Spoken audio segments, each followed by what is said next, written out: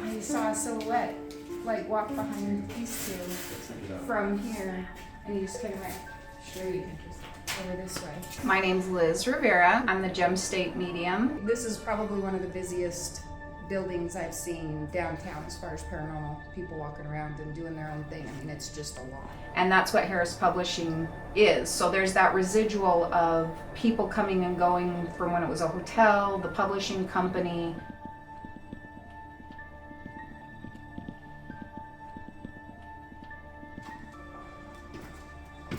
Some of it's residual.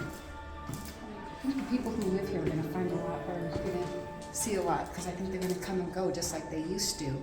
But then you've got some intelligent haunts as well, meaning they're aware of their surroundings. They're aware that they are ghosts, so they will interact or try to get your attention or drop things or push things or take things.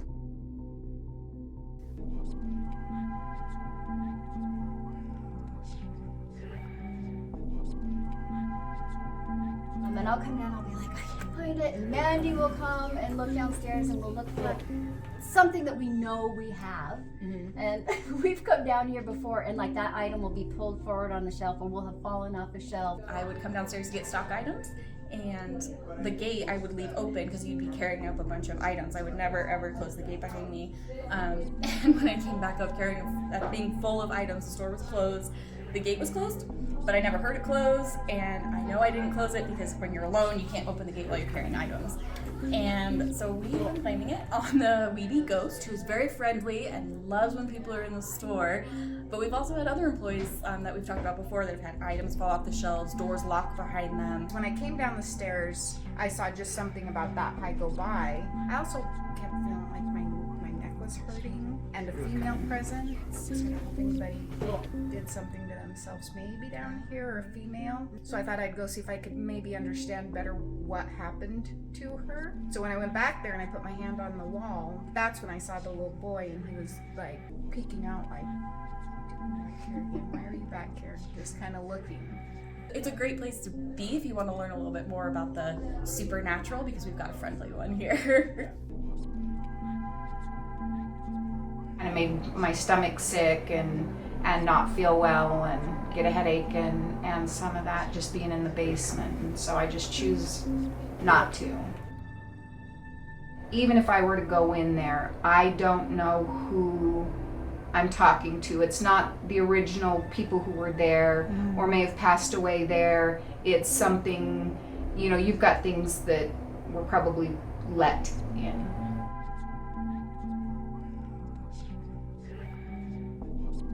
Two separate people that said they heard a kind of a scratchy voice behind them, down in the basement, saying, "Get out!"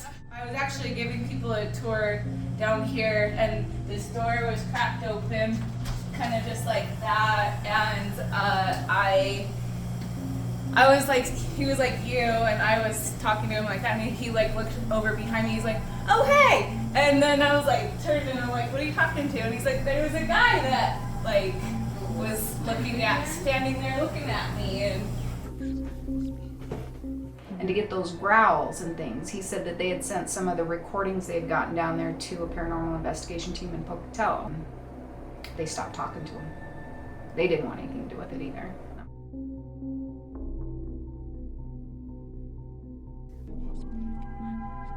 Protect yourself. Make sure you have, some protection around you. How do you do that? How would our guests and our staff members protect ourselves when we go down? One of the easiest and best ways is to envision a white, bright light of protection. You can close your eyes and get that vision in your mind's eye, and then just submerge yourself in it, totally engulf yourself inside, just like a cocoon that you can still see through and interact through, but you have that protection about you, so you don't take anything home with you.